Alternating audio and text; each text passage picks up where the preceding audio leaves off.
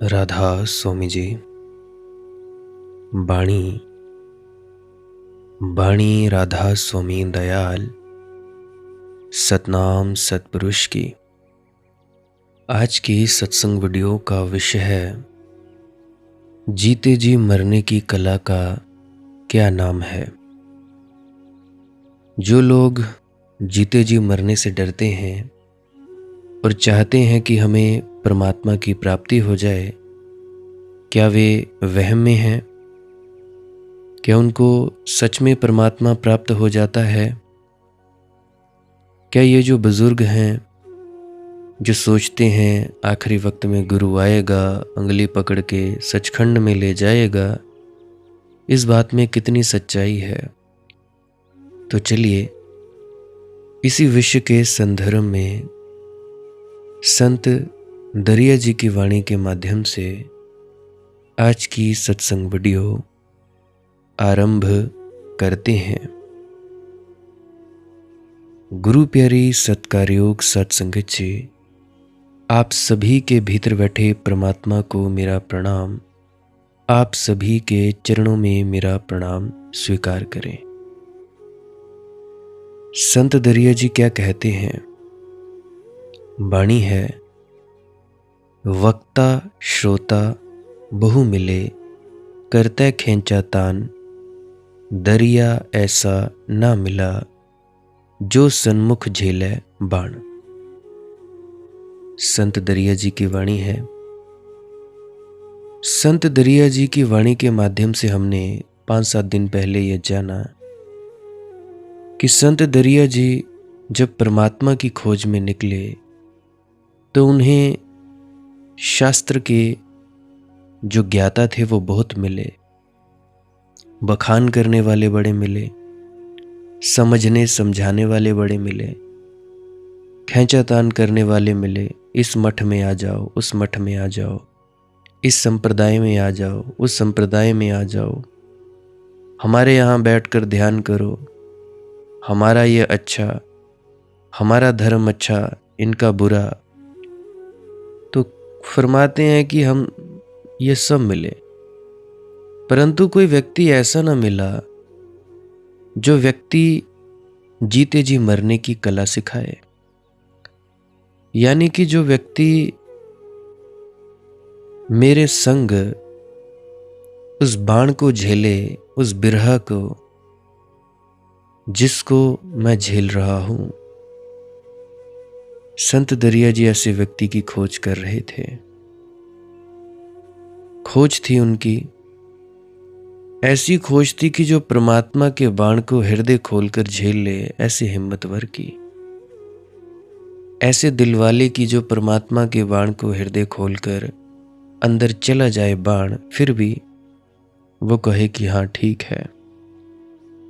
जो कहे मुझे मिटा दो, मुझे पहुंच दो, मेरी रूप रेखा ना बचे, ताकि तुम ही तुम बचो मैं ना रहूं। ऐसा दरिया जी कहते हैं। बहुत से लोग हैं जो चाहते हैं कि हम परमात्मा को उपलब्ध हो जाएं, परंतु कहते हैं जी सुरत नहीं चढ़ती। सुरत का चढ़ना क्या है? सुरत का चढ़ना है कि जी अपने आप को भूल जाना, सबसे पहले शरीर को भूल जाना, फिर अपने मन को भूल जाना, फिर वो चैतन्य की अवस्था जो जागृता रहती है उसको कहते हैं जी इसकी सुरत चढ़ गई। सुरत कोई ऐसा थोड़े ना कि कहीं ऊपर चढ़ गई या नीचे चढ़ गई, बस ख्याल गया। ख्याल जो पूरे शरीर में था वो ख्याल पूरे शरीर से बाहर निकल कर आ गया जी मन में, मन से बाहर निकल कर आ गया जी अपने आप में। उसको हम कह देते हैं जी सुरत चढ़ गई। हालांकि सुरत कहाँ चढ़ेगी, कहाँ उतरेगी? ना तो चढ़ती है ना उतरती है, बस शब्दों के हेरफेर हैं। फिर भी हम ऐसा कह सकते हैं कि ध्यान में बैठे बैठे शरीर भूल जाए, मन के विचार भूल जाए और बस अपना होना ही रहे, उसको हम कहें जी सुरत चढ़ गई। शरीर बड़ा हल्का महसूस हुआ जी, हल्का हल्का महसूस होता रहे जैसे हवा में उड़ रहे हैं, उसको हम कहते हैं सुरत चढ़ गई। परंतु ऐसी अवस्था आने से पहले कई तरह के विचार मन उठाता है। मन कहता है ये ना हो जाए जी, वो ना हो जाए जी। मतलब कि मरने से बड़ा डर लगता है।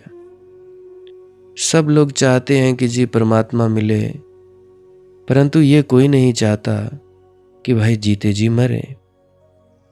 तुम कहते हो जी सुरत नहीं चढ़ती, सुरत चढ़े क्या खाक। अहंकार की मूर्तियां हो तुम लोग और कहते हो हमारी सुरत नहीं चढ़ती। डेरों में जाते हो, सत्संग सेंटरों में जाते हो, वहां बड़ी जी हजूरी करते हो। घर में आकर अपने घर वालों से प्रेम से पेश नहीं आते और बोलते हो हम 2.5 घंटे 5 घंटे बैठते हैं। तो हम क्या करें उसका, तुम्हारे बैठने का। ये तो वैसे ही बात हुई जी, तुम जिम चले गए, वर्जिश करते रहे, जब पहलवानी करने का वक्त आया तो टाए टाए फिस।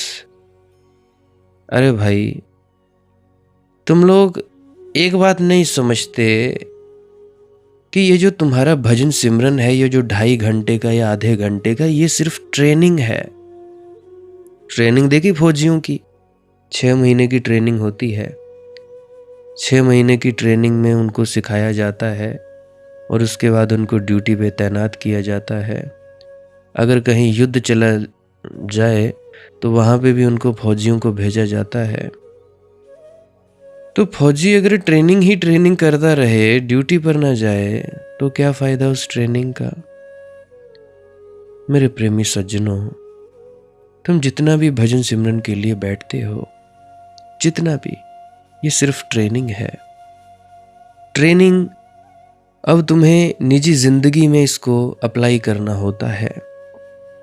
भजन में तो हो गई जी शांत मौन, पर तुम लोग अपने आप को परखो कि घर में जो माहौल है, क्या उसमें हम उत्तीर्ण हो पा रहे हैं, क्या हम शांत रह पा रहे हैं, क्या हमारी शांति है, बढ़ रही है शांति हमारी। अगर शांति और आनंद नहीं बढ़ रहा है, सहन शक्ति नहीं बढ़ रही है, तो फिर क्या करोगे, उस भजन सिमरन का चाटोगे। वो अहंकार बढ़ाने से ज्यादा कुछ नहीं करेगा। इसीलिए अक्सर मैं कहता हूं कि भाई अपने घर में सेवा करो, अपने घर के लोगों की सेवा करो, बच्चों की, पति की, पत्नी की, बड़े बूढ़ों की, उनकी सेवा में संलग्न हो जाओ। तब जाकर तुम्हारी औकात का पता चलेगा कि तुम्हारा कितना ध्यान बना है या नहीं बना है। आए दिन ही कोई मैसेज पूछ लेता है कि मैं सही दिशा में हूं, क्या मैं सही जा रहा हूं, क्या मेरी दिशा ठीक है, क्या मेरा बढ़िया बन रहा है। अरे बाबा, तुम लोग खुद को परखो, कसौटी पर रखो। क्या तुम्हारे अंदर वाकई विनम्रता आ रही है या झूठी है, दिखावा। क्या तुम अपने घर में सहनशीलता से रह पा रहे हो या वैसे ही दिखावा है। क्या तुम्हारे अंदर प्रेम प्यार पैदा हो रहा है या वैसे ही यह दिखावा है। तुम खुद देखो ना, आनंद बढ़ रहा है, शांति बढ़ रही है, तब तो बढ़िया है।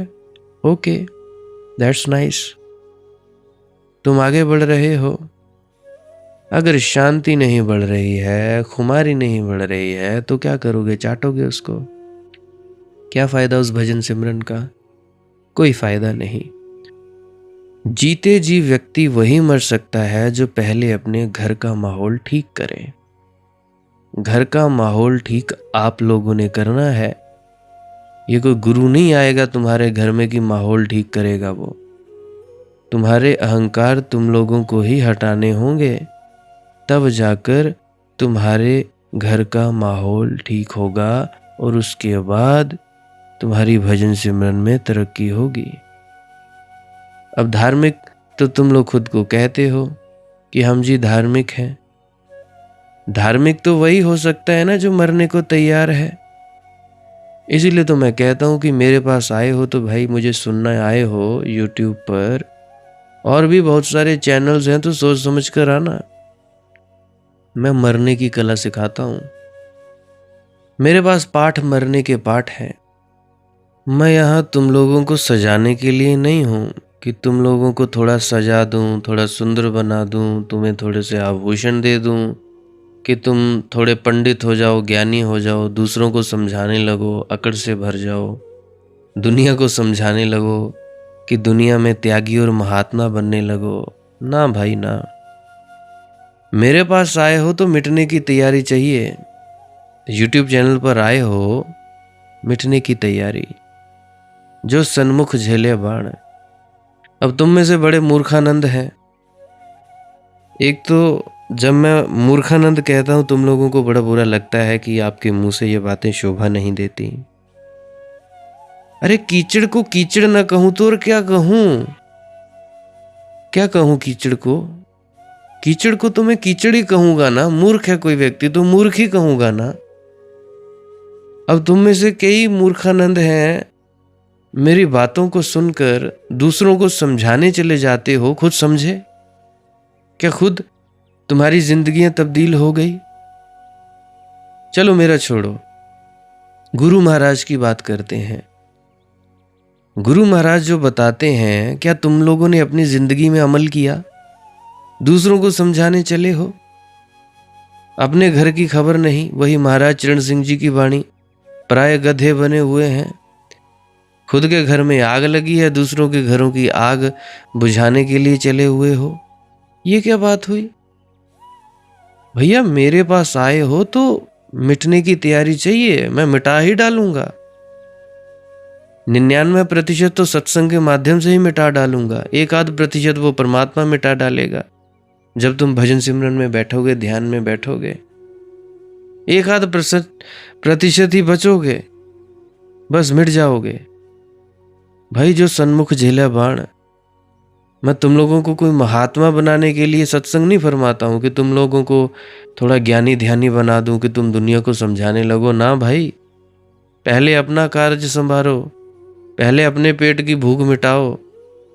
अपने पेट की भूख मिटाओगे तभी तो दूसरों की मिटा पाओगे। खुद बीमार पड़े हो, दूसरों को तुम लोग दवाइयां देने चले हो। पहले खुद की बीमारी तो ठीक करो। खुद की बीमारी ठीक नहीं है और दूसरों को तुम देखभाल करने चले हो। ये क्या बात हुई भाई? मेरे पास ऐसा कोई बात नहीं है भाई। आए हो मिटने के लिए, मिट जाओगे। अभी रोज मैं बोलता हूं, कभी मैं मूर्ख बोल देता हूं, कभी मैं कुछ बोल देता हूं। ये तुम्हारे अहंकारों पर चोट है। तुम लोगों के अहंकारों पर चोट लगे कि ये आज का छोकरा 25, 26, 27 साल का छोकरा हमें उपदेश दे रहा है तो अहंकार पर चोट बनती है भाई। मैं चाहता हूं तुम लोगों का अहंकार चूर चूर हो जाए। तुम लोग ये ना सोचो कि हम 85 के हो गए जी, 70 के हो गए, बाल हमने धूप में नहीं पकाया, हमारे पास ज्यादा अनुभव है। क्या खाक अनुभव है? तुम्हारी उम्र 90 साल की है, माना।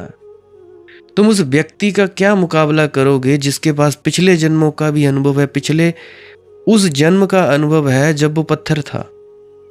पत्थर से लेकर भगवान होने तक की यात्रा का जिस व्यक्ति के पास अनुभव है, उस व्यक्ति का तुम क्या मुकाबला करोगे अनुभव का? मुझे बताओ। तुम इन तुच्छ से टुच्चे से 100-150 सालों की बात करते हो। छोड़ो 100-150 सालों की, 60 साल की उम्र की बात करते हो, 80 सालों की बात करते हो। यह है तुम्हारा अनुभव? सोचो, जो व्यक्ति पत्थर से, जब वो कभी पत्थर था, उसके बाद एक छोटी सी किरण उतरी चेतना की, सिंगल सेलुलर, अमीबा, जल के जीव, थल के जीव, पक्षी, फिर जानवर, फिर जाके इंसान बना, इंसान से भगवान हो गया गुरु की कृपा से। सो जब वो इंसान से भगवान हो गया तो सोचो, जब वो इंसान से भगवान हुआ तो उसका कितना अनुभव है। तुम लोग क्या इस टुच्चे फुच्चे 80-85 साल के अनुभव को लेकर बैठे हो भाई? यहां अरबों लाखों सालों का अनुभव है, अनुभव तुम्हारे पास भी वही है, फर्क कोई नहीं है। तुम भी पत्थर से ही आज इंसान बने हो, इंसान से भगवान, भगवान से पूरे विराटत्व में विलीन होने की यात्रा। तुम लोग भी उसी यात्रा पर है, परंतु अहंकार छोड़ने को तैयार नहीं। अरे ये जो छोकरा 27 साल का है, ये क्या हमें बताएगा? अरे ये भी तो देखो कि छोकरे के पास पिछले जन्मों का भी अनुभव है, पिछले जन्मों की भी उसके पास अनुभव है। तुम उसका मुकाबला कर पाओगे? एक जन्म का भी नहीं कर पाओगे। तो भाई अपना अहंकार छोड़कर बात सुनने के लिए तैयार हो जाया करो। मिटना हो तो मुझे सुनो, नहीं मिटना हो, लोरियां सुननी हो तो भाई जाओ कहीं और, मुझे क्या लेना देना है, कोई फर्क नहीं। दुख में रहोगे तुम रहोगे, सुखी हो जाओगे तुम हो जाओगे, आनंद में चले जाओगे तुम चले जाओगे, मुझे क्या लेना देना है, मुझे क्या फर्क। अब डॉक्टर है, तुम्हारी मौज है, डॉक्टर के पास जाओ या ना जाओ, सर दर्द है, डॉक्टर के पास जाओ या ना जाओ, मौज है। तो भैया मैं कोई सजाने नहीं दूंगा, तुम लोगों को मिटा डालूंगा, आधा अधूरा तो 99% तो बातों से ही मिटा डालूंगा। तुम्हारे अहंकारों को, कहते हो हम बड़े हैं, हम बहुत 85 साल की उम्र है जी, 90 की है, 75 की है, तो क्या करूं? पाया क्या? अब भी तुम जीने की इच्छा रखते हो? पाया क्या तुम लोगों ने इस सारी उम्र में? 40 साल हो गए जी नाम लिए, हुआ क्या तुम लोगों को? कौन से तुम लोगों ने तीर मार लिए? अरे भाई 40 साल अगर तुम्हें नाम लिए हो गए, 40 सालों में तो तुम संत हो जाने चाहिए थे, क्यों नहीं हुए? दिक्कत कहाँ थी? मरने के लिए तैयार नहीं, फिर कहते हो परमात्मा नहीं मिलता जी, जीते जी मरने से ध्यान में हमें बड़ा डर लगता है।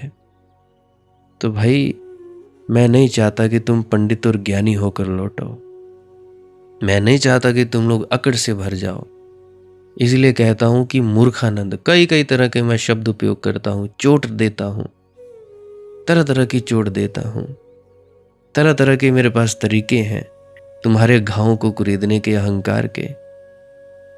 अब जो चोर है उसको तो बुरा लगेगा, अब मैं कह दूं तू चोर है, बुरा तो उसी को लगेगा ना, बुरा उसी को लगेगा जो होगा, जो नहीं होगा उसको क्या दिक्कत है। अब मान लो मनदीप ने चोरी नहीं की, तुम कहते जाओ मनदीप तू चोर है चोर है, मैं कुछ प्रतिक्रिया ही नहीं दूंगा, जब हूं नहीं तो नहीं हूं। परंतु अगर हो गए तो तुम्हें चिढ़ मचेगी। अगर तुम लोगों को बुरा लगता है मेरी बातों का, तो सीधा साफ मतलब है कि कुछ ना कुछ कमी है। प्रेमी सज्जनों, ध्यान मृत्यु है, सूली अपने कंधे पर लेकर जो चले वही असली नामदानी सज्जन है, वही असली धार्मिक व्यक्ति है और वही असली सत्संगी है। तुम लोग तो ऐसे ही तगमे लगाकर फिरते हो कि जी हम सत्संगी है, क्या खाक सत्संगी हो तुम लोग? कोई सत्संगी नहीं हो, झूठ संगी हो, झूठ संगी।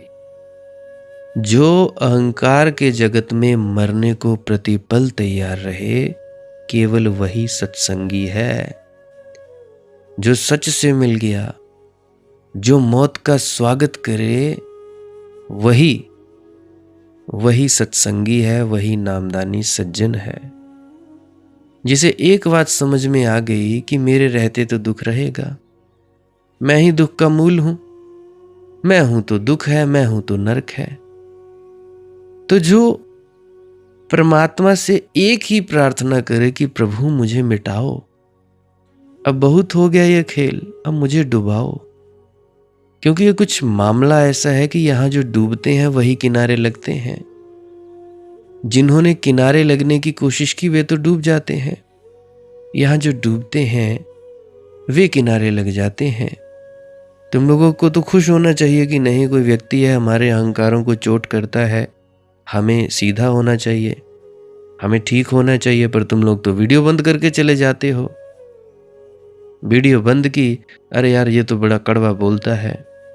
याद रखना, आंवला कड़वा ही होता है शुरू शुरू में, धीरे धीरे मीठा लगता है।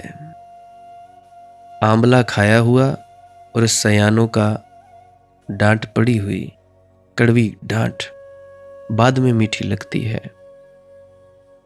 शक्ल से तो मैं सयाना हूं नहीं, परंतु अब क्या ही कहूं तुम लोगों को।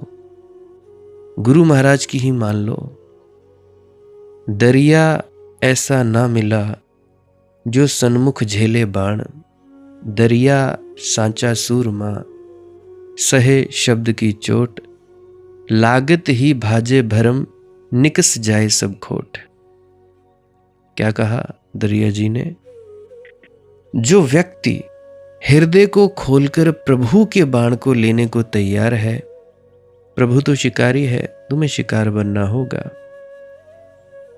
इस देश में हमारे पास बड़े प्यारे शब्द हैं।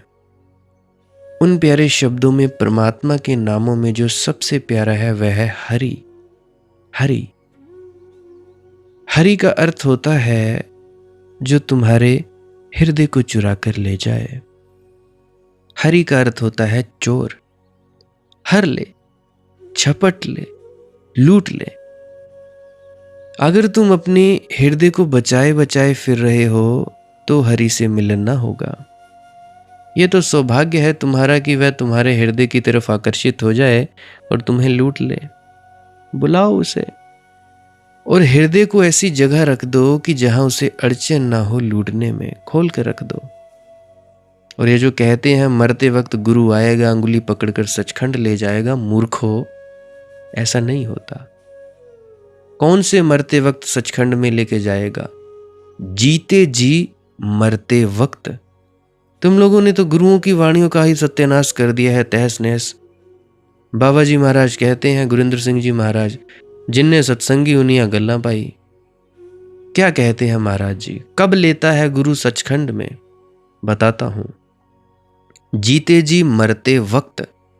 अब जीते जी मरना, आंख बंद की, कुछ नहीं कर रहे हो, अनहद नाद शब्द धुन को सुन रहे हो, विचार खो रहे हैं, मरने से डर लग रहा है, अंदर से आवाज आएगी, बेटा आगे चलो, चलो आगे। अनहद नाद की आवाज भी आ रही है, इसको सुनते चलो, आगे चलते चलो, चलते चलो। एक वक्त आएगा जब बहुत डर लगेगा मरने से कि हाय अब मरे तब मरे, अब मरे तब मरे। कब? जीते जी मरते वक्त, जीते जी।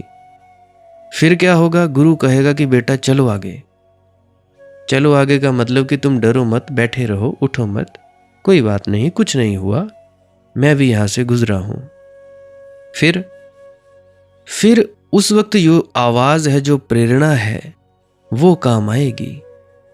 उसको कहते हैं गुरु अंगुली पकड़कर मरते वक्त सचखंड में ले जाएगा। किस वक्त? जब तुम ध्यान में बैठे हो, ना कि ये जो शारीरिक मौत है, तब हृदय खोल कर रखना होता है। तो इस भ्रम में मत रहना। चाहे अपने गुरु महाराज से चिट्ठी में पूछ लेना कि क्या ये छोकरा कहता है ठीक कहता है, कह देंगे वो। चाहे गुरिंदर सिंह जी महाराज से पूछ लेना, जिनके गुरु हुए हैं अभी नए नए एक और उनके आगे हजूर जी जसजीत सिंह गिल जी बने, उनसे पूछ लेना चिट्ठी में, कह दे तो ठीक है। बोल देंगे वो कि हाँ भाई तुम्हारी मौज है, चिट्ठी लिखनी तुम लिखो, पूछो। गुरु इसीलिए तो बनाया जाता है कि पूछें हम उससे। जिस गुरु से पूछ ना सकें उस गुरु का फायदा क्या? लिखो चिट्ठी, पोस्ट करो, पूछो कि क्या ये जीते जी मरने की बात आखिरी वक्त कौन सा? जीते जी मरना। चौकड़ी मारकर बैठे हो या टांगे सीधी है या ध्यान में, उस जीते जी मरते वक्त गुरु लेने आता है या जब ये शरीर छोड़ते हैं तब आता है? बता देंगे वो। जीते जी जिसकी पहचान नहीं हुई, मरते वक्त क्या खाक पहचान होगी? ना, नहीं होगी। तो भाई इस भ्रम से बाहर निकलो। गुरु सचखंड में उंगली पकड़कर तब ले जाएगा जब जीते जी मरोगे, जीते जी, ना कि जब ये देह, ये शरीर छोड़ोगे उस वक्त नहीं। अगर जीते जी मर जाओगे, तुम अपने आप को पहचान कर लोगे, तभी तो तुम मरते वक्त पहचान कर पाओगे कि गुरु कौन है, क्या है, कौन सा गुरु, कैसा गुरु। खुद ही तुम लोग गुरु हो, खुद ही चेले हो। शब्द गुरु सुरत धुन चेला, शब्द गुरु सुरत धुन चेला, तब तुम्हें पता लगेगा। नहीं तो बातें ही बातें हैं। प्रैक्टिकल करना हो तो मुझे सुन लिया करो, अमल कर लिया करो। नहीं करना हो तो बाकी व्यूज इकट्ठा करने वाली तो पूरी दुनिया पड़ी है। आ जाओ जी ब्यास, आ जाओ जी ये कर लो, गुरु महाराज के जूते भीग गए जी। मैं देख रहा था वीडियोस यूट्यूब पे नोटिफिकेशंस में, बाबा जी महाराज के जूते भीग गए। अरे भाई, तो भीग गए तो भीग गए, तो क्या हो गया? ये भी कौन सी कोई नई बात है? भीग गए तो भीग गए, सभी के भीगते हैं, ये कोई बड़ी नई बात है? पता नहीं कहाँ कहाँ से कहानियां लाते हैं, कहाँ कहाँ से स्टोरीज, और डाल देते हैं व्यूज के लिए। अरे भाई कोई बात नहीं, व्यूज के लिए कर रहे हो, कम से कम अच्छी बात तो बताओ। यूट्यूब फ्री है, यूट्यूब पे अकाउंट खोलना फ्री है, बताना फ्री है, कम से कम ठीक तो बोलो। ऐसे ही फालतू में हर तीसरे दिन आ जाता है कोई ना कोई दुखी व्यक्ति कि बेटा क्या इससे ये होता है? मैं कहता हूँ अरे नहीं भाई, तुम ऐसा बैठो। शांत हो जाते हैं और 10-15 दिन बाद फिर कॉल आता है, बेटा अब तो मैं ठीक हूँ। अब बेटे ने थोड़े ना कुछ किया, बेटे ने जो कहा आपने अमल में लाया। आपके अमल में वो ताकत है। मैं कुछ नहीं करता, अमल और परमात्मा। मैं तो बस कठपुतली, जैसा नचा रहा है नाच रहे हैं, नाच ही रहे हैं और क्या कर रहे हैं। तो भाई जीते जी मरते वक्त जब सुरत शब्द को पकड़ेगी, तुम्हारे अनहद नाद की धुन को, शब्द धुन को, तुम्हारा शरीर खाली होगा, तुम ऊपर चले जाओगे। ऊपर यानी तीसरी आंख के पास तुम्हारा चेतना चली जाएगी, ख्याल पूरा शरीर से निकल जाएगा। तब जाकर तुम अगले कदम में जाओगे। उसको कहते हैं कि गुरु आखिरी वक्त आएगा और सचखंड में अंगुली पकड़कर ले जाएगा। मेरे ख्याल से मेरी दृष्टि में आप समझ गए होंगे। नहीं समझ आया होगा कोई बात नहीं, कमेंट में लिख देना। दरिया सांचा सूरमा सहे शब्द की चोट, वही है सच्चा हिम्मतवर जो सत्य शब्द की चोट सह सके। अब तो संत दरिया फरमा रहे हैं, बहुत कठिन है भैया, झूठे शब्द बड़े प्यारे लगते हैं। झूठे शब्दों में अहंकार को बड़ी तृप्ति मिलती है। तुम जांचना, अपनी जिंदगियों में जांचना, क्योंकि जो मैं कह रहा हूं वह हर चीज जिंदगी में जांची जानी चाहिए। वहीं प्रमाण मिलेंगे तुम्हें, तुम जांचना। झूठ शब्द बड़े प्यारे लगते हैं, सच बड़ा अखरता है। कोई तुमसे कह देता है आप बड़े सुंदर हैं, कैसे तितलियां शरीर में जाती हैं, प्राणों में गुदगुदी फैल जाती है, प्राणों में कैसे कमल खिल जाते हैं। कोई कह देता है आप बड़े ज्ञानी, आपकी कहाँ उपमा, आप तो बस आप ही हो, अपनी उपमा, किसी और से तुलना आपकी हो नहीं सकती। कैसे हिमालय उठने लगते हैं अहंकार के भीतर। यह आदमी कितना प्यारा लगने लगता है। नहीं तो खुशामद दुनिया में चलती क्यों, और खुशामद इतनी कारगर क्यों होती? झूठ प्यारा लगता है, इसीलिए खुशामद कारगर होती है। झूठ खूब प्यारा लगता है, और ऐसे भी नहीं है कि तुम्हें पता नहीं चलता कि यह झूठ है। तुम्हें अपनी शक्ल आईने में देखी है कभी? तुमने देखी? तुम्हें पता है तुम कितने सुंदर हो, तुम्हें पता है तुम कितने ज्ञानी हो। जीवन की छोटी मोटी समस्याएं भी तो हल नहीं होती। टुच्ची फुच्ची बातों तो उलझा देती हैं तुम्हें। टुच्ची फुच्ची बातें तो रात की नींद खराब कर देती हैं। छोटे छोटे हानि लाओ तो ऐसे डामाडोल कर जाते हैं तुम्हें। कैसा तुम्हारा ज्ञान है? नहीं, लेकिन वह तुम सब भूल जाओगे। जब कोई झूठ बोलेगा तब तुम एकदम भरोसा कर लोगे, तब तुम एकदम मान लोगे। लेकिन अगर कोई सच कह दे तो बहुत चोट लगती है, क्योंकि सच का मतलब यह है कि तुमने जो अपनी प्रतिमा बना रखी है अहंकार की, वह खंडित होती है। अक्सर ऐसा होता है कि जो तुमसे सच बोल देता है उसे तुम कभी माफ नहीं कर पाते। अभी भी बहुत से लोग हैं जो मुझे माफ नहीं कर पाए हैं, क्योंकि मैं सच बोलता हूं, सीधी सपाट बात, सीधी, कोई हेर फेर नहीं। तो जो व्यक्ति सच बोलता है तुम उसे कभी माफ नहीं कर पाते, तुम उससे बदला लेते हो। तुमसे अगर कोई सच कह दे, वैसा का जैसा है, नंगा निर्वस्त्र सत्य कह दे तुमसे कोई, तो तुम उस आदमी के पास फिर दोबारा नहीं फटकते, फिर तुम भूल कर वहां नहीं जाते। यही तो कारण है 1,30,000 सब्सक्राइबर हैं, सुनते कितने हैं? 5,000 लोग। पहले 10,000 सुनते थे, 5,000 रह गए हैं।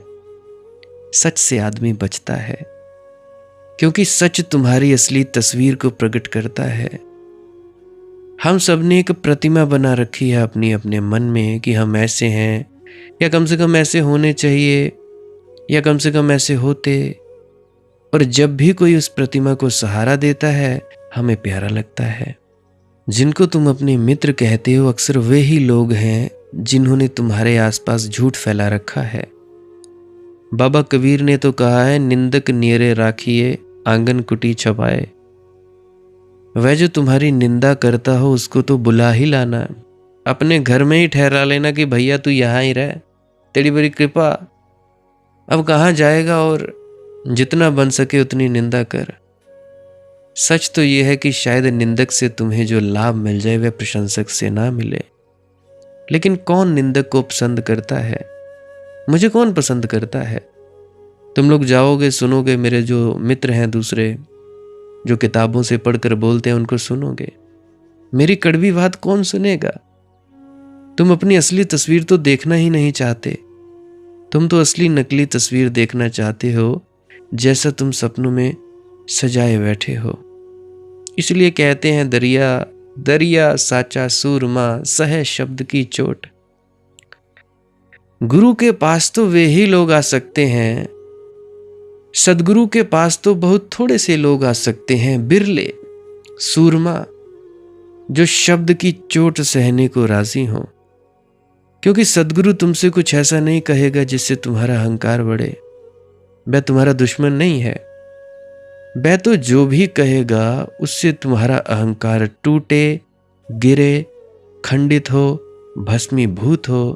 वह तो तुम्हें मिटाने चला है, वह तो तुम्हें जलाने चला है, वह तो तुम्हें चिता पर चढ़ाने चला है। बाबा कबीर ने कहा है, जो घर वारे आपना चले हमारे संग, सब जलाने की तैयारी हो तो आ जाओ। कबीरा खड़ा बाजार में लिए लुकाठी हाथ, लठ लिए हाथ खड़े हैं कबीर कहते हैं बाजार में। अब जिसकी हिम्मत हो आ जाए भैया, खोपड़ी तुड़वानी हो तो बाबा कबीर के साथ चलो। मगर जो संत कबीर के साथ चले, मगर जो कबीर के साथ चले वही पहुंचते हैं, मिटते हैं, वे पहुंच जाते हैं। जीसस ने कहा है, जो अपने को बचाएगा वह मिट जाएगा, और जो अपने को मिटाने को तैयार है उसे फिर कोई भी नहीं मिटा सकता। जो बचाएगा मिटेगा, जो नहीं बचाएगा अपने को बचेगा। ये विरोधाभास धर्म की बड़ी अत्यंतिक रहस्य की बात है। लागत ही भाजा भरम निकस जाए सब खोट। गुरु को अगर मौका दिया जाए चोट करने का, अगर शब्द की चोट सहने की हिम्मत तुमने रखी, भाग नहीं गए, छोटी छोटी क्षुद्र बातों में उलझकर भाग नहीं गए, हिम्मत रखी, सहते गए, तो एक दिन ऐसी घड़ी आती है कि लागत ही भाजे भरत। जिस दिन चोट बैठ जाती है, तीर लग जाता है, उसी दिन सारे भ्रम मिट जाते हैं, निकस जाए सब खोट। मगर खोट यानी तुम्हारा तो कुछ भी नहीं बचेगा, तुम तो खोट ही खोट हो। जब सारी खोट निकल जाएगी तो जो बचेगा वह है परमात्मा, तुम नहीं हो। तुम्हारा तो परमात्मा से कभी मिलना नहीं होगा, तुम्हारा तो परमात्मा से मिलना हो ही नहीं सकता। झूठ तो कैसे परमात्मा से मिले। इसीलिए बाबा कबीर ने कहा है, बड़ी अद्भुत बात कि जब तक मैं था तुम ना थे, अब तुम हो मैं नाही। ये भी खूब रही। खोजने निकला था, हेरत हेरत हे सखी, रहया कबीर हेराए। गए थे खोजने, खो गए। जिस दिन खो गए उस दिन परमात्मा सामने खड़ा था। खोए नहीं कि परमात्मा हुआ नहीं। जब तक थे तब तक परमात्मा नामालूम कहाँ था, पता नहीं चलता था कहाँ छिपा है। तो आदमी का कभी परमात्मा से मिलन नहीं होता, क्योंकि आदमी तो झूठ है, आदमी तो अंधेरा है। अंधेरे का रोशनी से मिलन कैसे होगा? खोट यानी तुम। ये मत सोचना कि खोट निकल जाएगी तो सब खराब चीजें निकल जाएंगी और अच्छा अच्छा बच जाएगा। अच्छा तो तुम लोगों में कुछ है भी नहीं। ये बड़ी कठिन बात है, तय करनी, मान लेना बड़ी कठिन बात है। इसीलिए तो कहते हैं संत दरिया, दरिया साचा सूरमा सहे शब्द की चोट। तुम भी सुन रहे हो मेरी बात, तुम्हारा मन भी कह रहा होगा सब खोट ही खोट, कुछ तो ठीक होगा हम में। मान लिया कि कभी कभी बेईमानी करते हैं, चोरी चकारी करते हैं, लेकिन दान भी तो देते हैं। लेकिन जो दान चोरी से निकलता है वह दान कैसे होगा? ये तो चोर की ही तरकीब है। लाख रुपए चुरा लेते हैं, 1000 रुपए दान कर देते हैं। ये 1000 रुपए दान करके तुम सोच रहे हो वह लाख की जो चोरी की थी उसके पाप को धो डाला? दान का उपयोग तुम साबुन की तरह कर रहे हो। वे जो दाग लग गए थे तुम्हारी चादर पर, उनको धो डाला। लाख रुपए की चोरी थी, 1000 के दान से कैसे मिटेगी भाई? सच तो ये है कि लाख रुपए की चोरी लाख रुपए से ज्यादा दान होगा तो ही मिट सकती है। लाख के दान से भी नहीं मिटेगी, क्योंकि लाख का दान तो सिर्फ जो लिया था वह वापस लौटाया। दंड भी कुछ दोगे कि नहीं लेने के बाबत? लाख चुराए थे, लाख लौटा दिए, चलो ठीक है, हिसाब किताब ऊपर से तो बराबर हो गया। लेकिन लिए थे, लेने चाहे थे, उसके लिए भी कुछ दोगे या नहीं? तो तुम कहते हो कि जी होगा, कुछ कुछ हम में बुरा भी है, कुछ कुछ हम में भला भी है। नहीं, बुरा और भला साथ साथ जी ही नहीं सकता। उदाहरण के लिए, अब तुम घर में पानी पीते हो, साफ पानी है, दूसरी जगह कीचड़ वाला पानी है। अब या तो पानी कीचड़ वाला होगा या तो पानी साफ होगा। तो साफ पानी और कीचड़ वाला इकट्ठे नहीं होते। तो उसी तरह से बुरा और भला साथ साथ जीता नहीं। तो जिसको तुम सज्जन कहते हो वह एक तरह का झूठ है, एक तरह का पाखंड है। संत का क्या अर्थ होता है? संत का अर्थ होता है जिसके भीतर न भला रहा न बुरा रहा, जिसकी सारी खोट निकल गई। सज्जन का अर्थ होता है बुरे बुरे गुण छिपाए हुए हैं, भले को ऊपर झलकाता फिरता है, लेकिन बुरा भीतर छिपा है। बुरे के बिना भला भी ना हो सकेगा। अभी कुछ ही दिन पहले मुझे कॉल आई, लाउडस्पीकर पे फ़ोन था। तो मेरे ख्याल से शायद 15-16 दिन पहले तो उन्होंने कॉल की। पति पत्नी थे। पति ने खूब दान किया। पत्नी उसके संबंध में, मतलब अपने पति के संबंध में प्रशंसा कर रही थी कि यही हमारा धंधा है। पति पत्नी की प्रशंसा करता है, पत्नी पति की प्रशंसा करती है, ऐसे सब पारस्परिक लेन देन चलता। पत्नी प्रशंसा कर रही थी कि मेरे पति बड़े धार्मिक हैं, आपको शायद पता भी ना हो कि उन्होंने लाखों रुपयों का दान किया है। तो पति पास में ही थे, तो उन्होंने हाथ मारा कि लाख, 1,10,000। मैं 10,000 चूक गई। मैंने पूछा ये तो ठीक, 1 लाख या 1,10,000, मगर इसके पीछे चोरी कितनी की है? मैं तो नाराज हो गए मुझसे।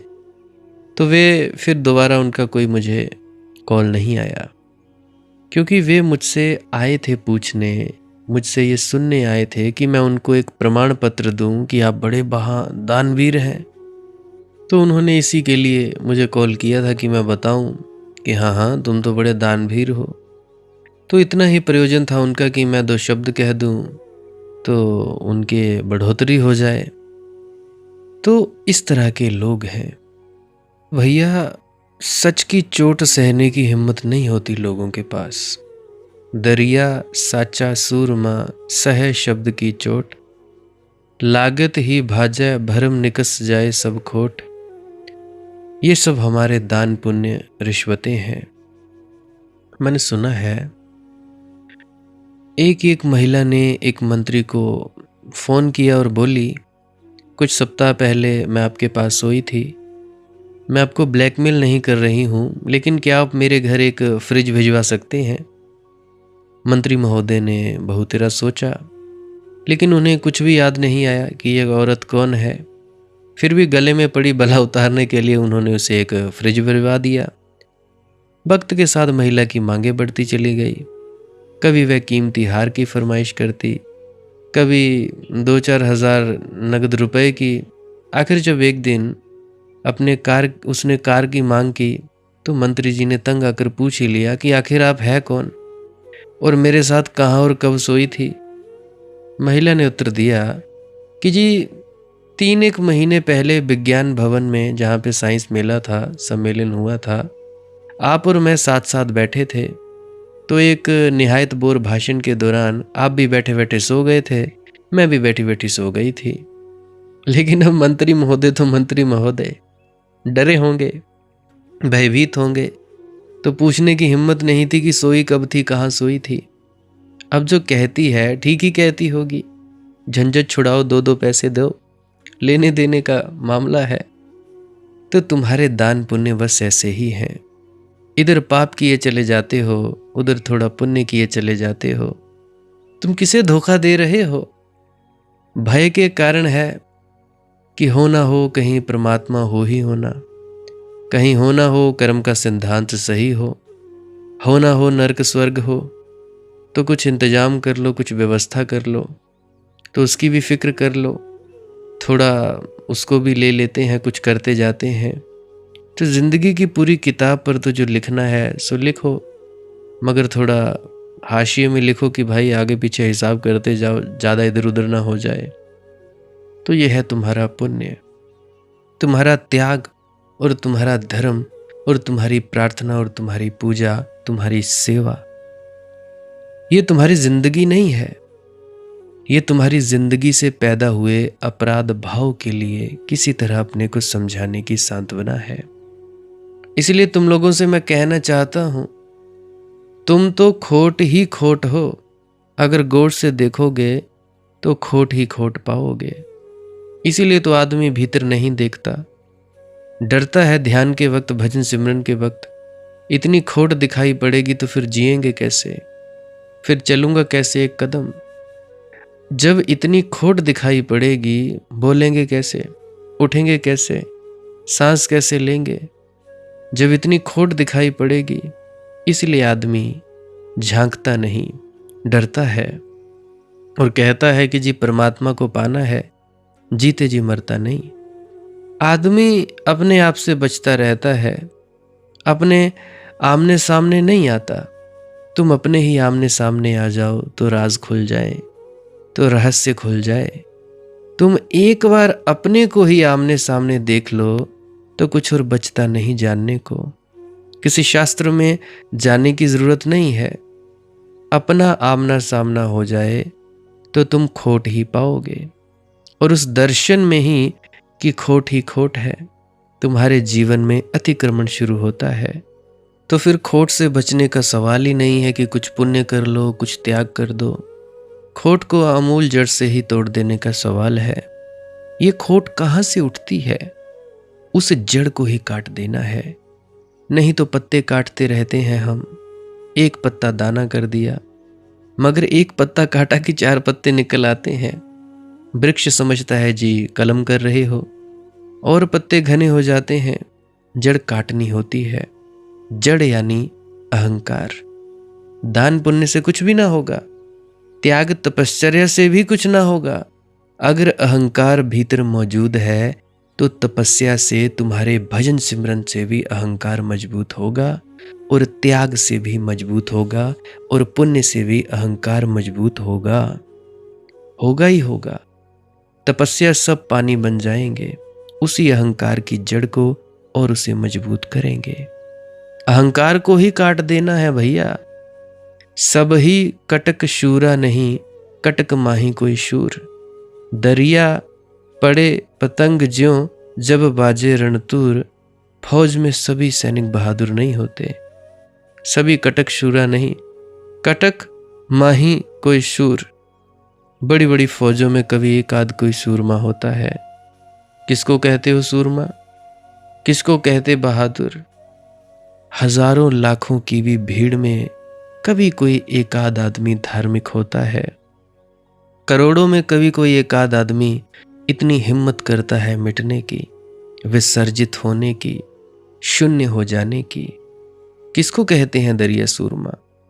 दरिया पड़े पतंग ज्यों जब बाजे रणतूर।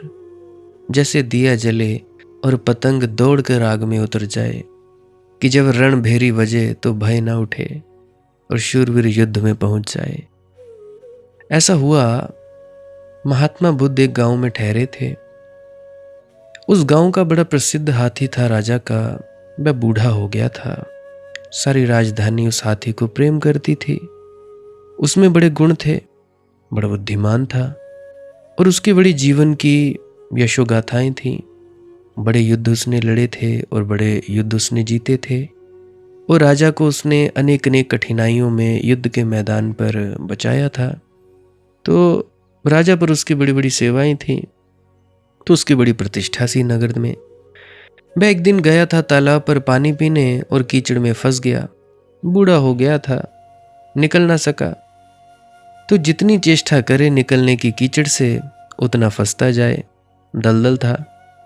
अब हाथी घबरा कर बैठ गया कीचड़ में। राजमहल खबर पहुंची। उस हाथी का जो बूढ़ा महावत था, वह तो कभी का छुट्टी ले चुका था, रिटायर हो चुका था। नए महावत भेजे गए। उन्होंने उसे बड़े भाले छोंके, बड़ा सताया, निकालने की कोशिश की, लेकिन बूढ़ा तो वैसे ही बूढ़ा था। इतनी चोट और मारपीट में और शिथिल हो गया, मरने के करीब करीब हो गया और कीचड़ में गिर गया। निकलने का कोई उपाय न दिखाई पड़े। फिर तो स्वयं राजा गया। उस बूढ़े हाथी के आंखों से आंसू बह रहे हैं। वह बूढ़ा हाथी अपनी दयनीयता पर पीड़ित हो रहा होगा। बड़े युद्धों में लड़ा, पहाड़ों से जूझ जाचा था। आज ये दशा, इस छोटी सी कीचड़ से नहीं निकल पा रहा है। उसकी आंख से आंसू बह रहे हैं। राजा भी बड़ा दुखी हुआ। फिर उसे याद आई, इसके पुराने महावत को बुलाओ, उस बूढ़े को खोजो कहाँ है, शायद वह कुछ जानता हो। वह इसके साथ जिंदगी भर रहा है, उसे कुछ राज पता हो। तो बूढ़ा आया, रिटायर्ड बूढ़ा। राजधानी इकट्ठी हो गई थी, तो महात्मा बुद्ध के शिष्य भी इकट्ठे हो गए। वहां पास ही महात्मा बुद्ध ठहरे थे। वह महावत आया, हंसा और उसने कहा कि ये क्या कर रहे हो, उसे मार डालोगे, हटो। और उसने कहा कि बैंड लाया, युद्ध का नगाड़ा बजाओ। और किनारे पर रखकर उसने युद्ध का जो बैंड बाजा था, नगाड़ा था, डमडम होने लगी। तो युद्ध का नगाड़ा बजना था कि हाथी एक छलांग में बाहर आ गया। एक क्षण की देर ना लगी, सूरमा था हाथी। उस क्षण में भूल गया जब नगाड़ा बजा कि मैं बूढ़ा हूं, भूल गया कि मैं कमजोर हूं, फिर से जवान हो गया। हम उतने ही जवान होते हैं जितनी हमारी हिम्मत होती है। हम उतने ही युवा होते हैं जितनी हमारी हिम्मत होती है। हिम्मत से आदमी बूढ़ा होता है, युवा होता है। उसके साहस पर चोट लगी। ये तो उसने कभी सहा ही नहीं था। युद्ध के बाजे बज जाएं और वह रुक जाए। वह मर भी गया होता तो शायद निकल आता कीचड़ से। बुद्ध के शिष्यों ने आकर बुद्ध को कहा कि भगवान एक अपूर्व चमत्कार देखा।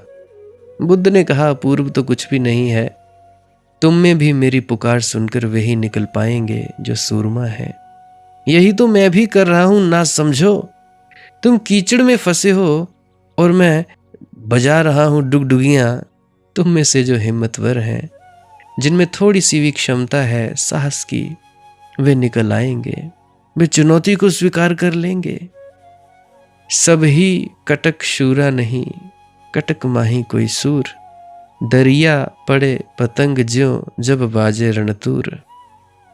जब युद्ध की भेरी बजे तो सूरमा ऐसे उतर जाता है जलते हुए दिए की ज्योति में। फिर फिक्र नहीं करता कि बचूंगा कि मिटूंगा, सोच विचार नहीं करता।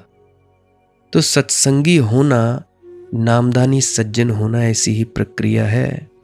सच्चा नामदानी सज्जन, सच्चा धार्मिक व्यक्ति कोई कोई ही होता है। ये सोच विचार की नहीं बात, ये ऐसे ही बात है जैसे पतंगा उतर जाए जलती हुई ज्योति शिखा में। दरिया पड़े पतंग ज्यों जब बाजे रणतूर। भया उजाला गैव का दौड़ पड़े, दौड़ देख पतंग। दरिया आपा भेंट कर मिले अगिन के रंग। सुनना, खूब हृदय पूर्वक सुनना। भया उजाला गैव का। जब भी कोई व्यक्ति कहीं शून्य हो जाता है, शून्य समाधि, शून्य का चमत्कार घटता है। जब भी कोई व्यक्ति निरअहंकार को उपलब्ध हो जाता है, जब भी कहीं कोई व्यक्ति की तरह मिट जाता है, शून्य हो जाता है, वहीं परमात्मा का रहस्य प्रकट होता है, गैव का चमत्कार होता है। इस पूरे जगत में बड़े से बड़ा चमत्कार एक ही है, तुम मिट जाओ ताकि परमात्मा तुमसे प्रकट हो सके। तुम हट जाओ ताकि परमात्मा तुमसे बह सके। तुम मार्ग में मत खड़े रहो, तुम दरवाजा खोल दो, तुम ही दरवाजा हो। तुम मार्ग के पत्थर न बनो ताकि झरना बह सके। भया उजाला गैव का। और जब भी कभी कोई ऐसी घटना घटती है, कोई महात्मा बुद्ध हो गया, कोई कृष्ण हो गया, कोई क्राइस्ट हो गया, कोई मोहम्मद हो गया, जहां कहीं ये चमत्कार घटा है शून्य का, जहां कहीं परमात्मा प्रकट हुआ है, किसी शून्य में उतर गए व्यक्ति से बहा है, दौड़ा देख पतंग।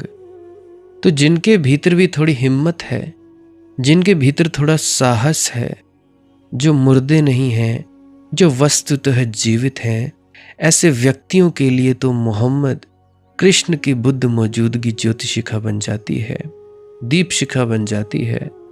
दौड़े देख पतंग।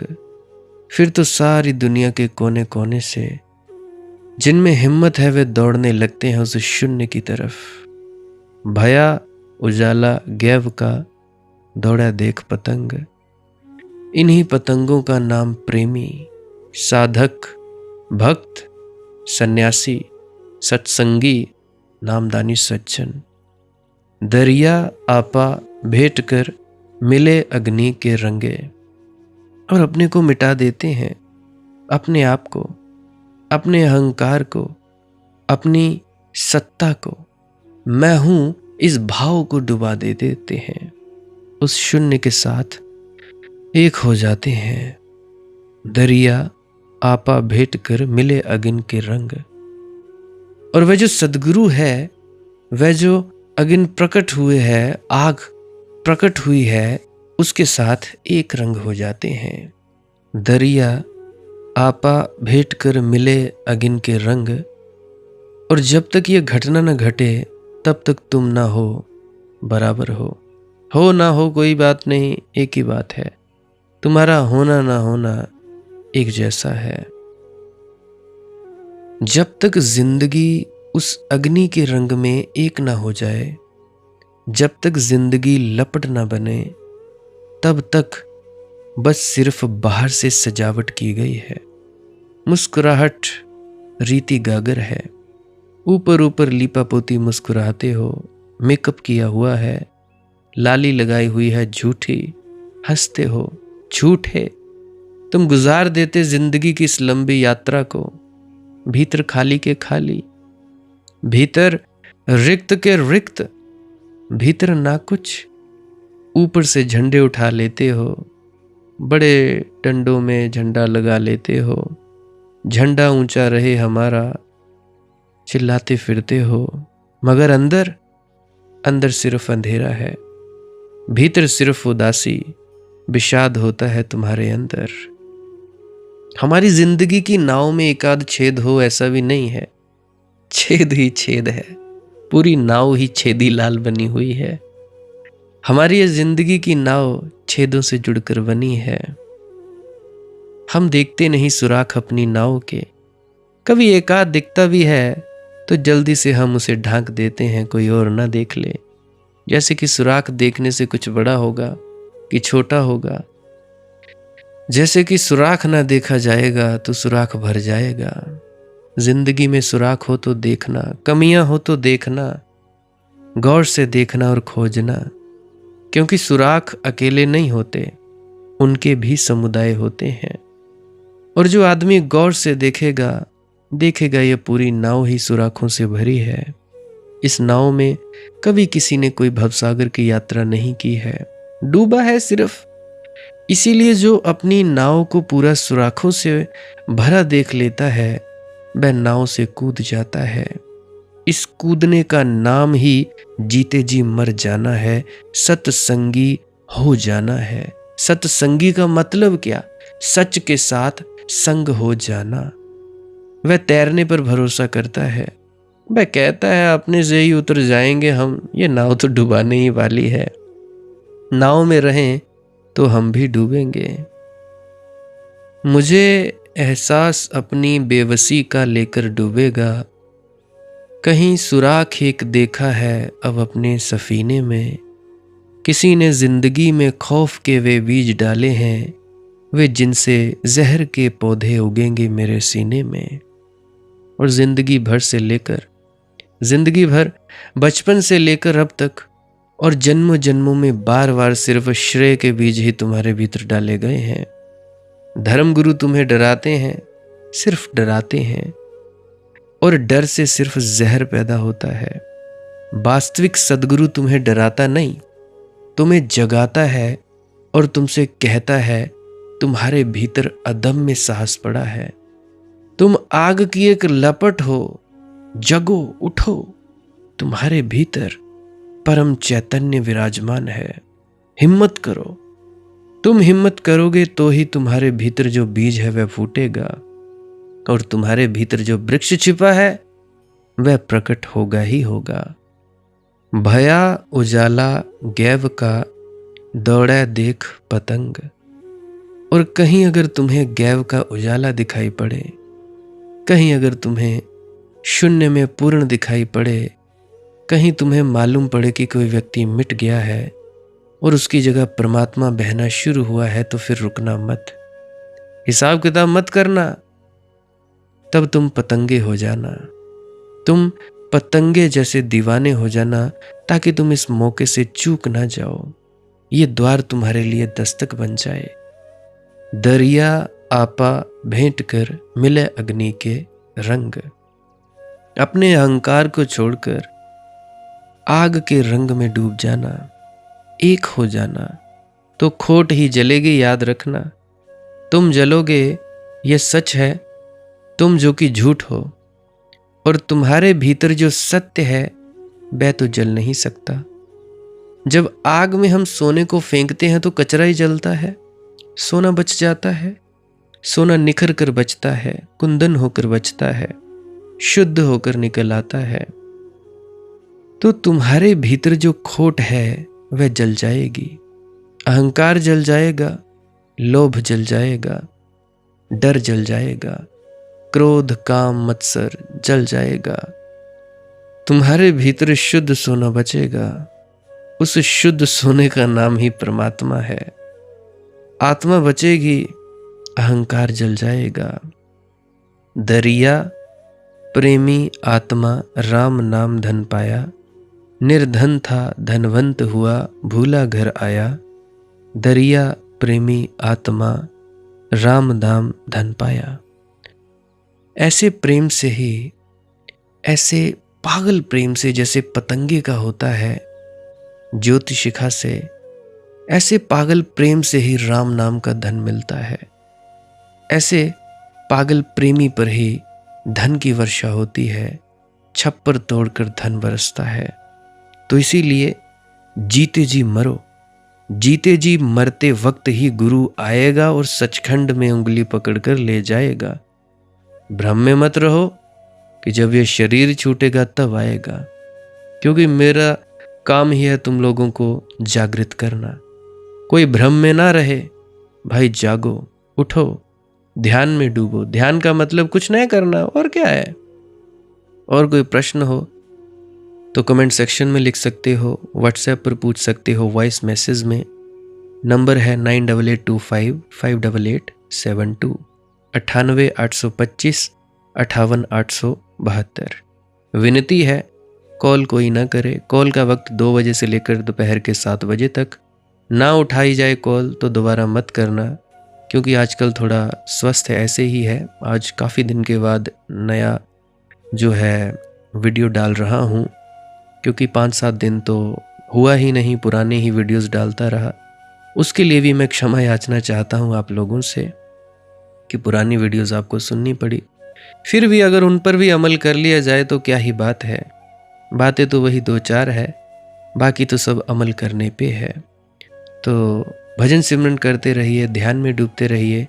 भजन सिमरन क्या है, ध्यान क्या है, इसके बारे में मैं भी वो क्लिप लगाए दे रहा हूँ, थोड़ा विस्तार से जान लीजिएगा। तो मुझे आशा है आप उसको भी सुनकर जाएंगे। आपका बहुत बहुत धन्यवाद। भजन सिमरन क्या है? भजन और सिमरन 2 अंग हैं। सिमरन है कुछ शब्दों का जाप करना जो आपको आपके सद्गुरु द्वारा बताए जाते हैं। कोई भी जाप हो सकता है, कोई भी शब्द हो सकते हैं। करना क्या है, किसी कमरे में बैठ जाइए, या रात को बैठ सकते हैं, सुबह बैठ सकते हैं, या जब भी आपको फुर्सत के लम्हे मिले बैठ सकते हैं। तो जब बैठें तो शरीर को बिना हिलाए डुलाए बैठना है। जो बैठ नहीं सकता तो वो लेट जाए, जो चौकड़ी नहीं मार सकता वो टांगे सीधी कर ले।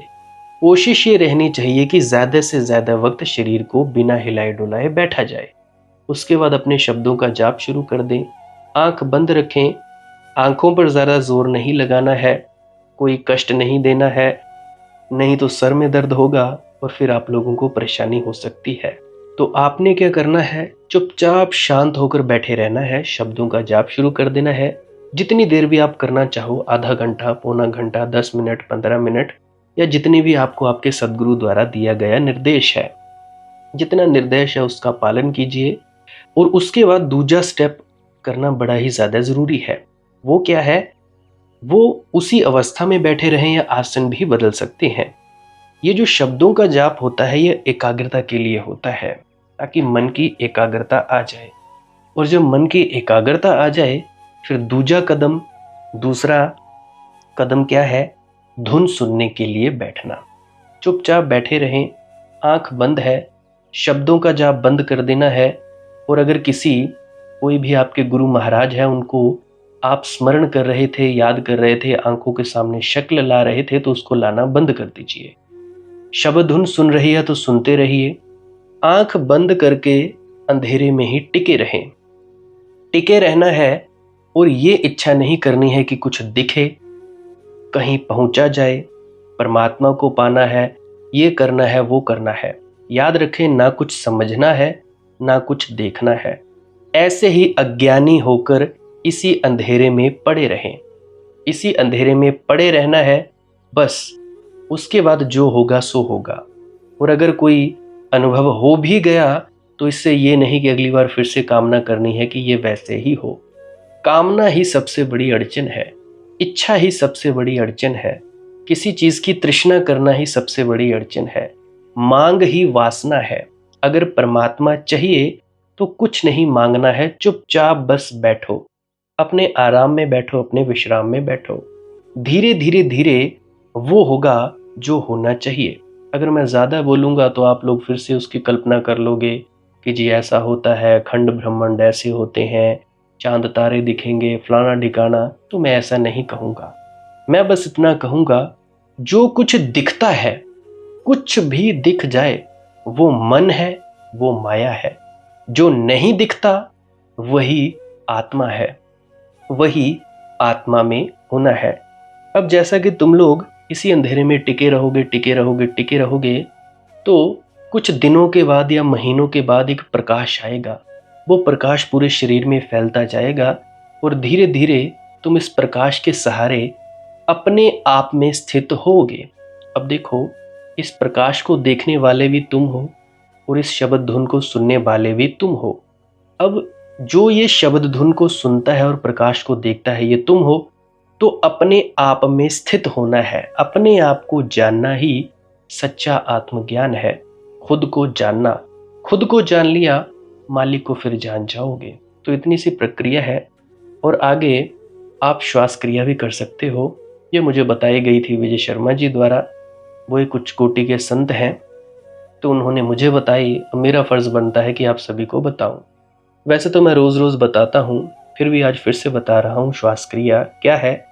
नाक से सांस लेना है, मुंह से छोड़ना है।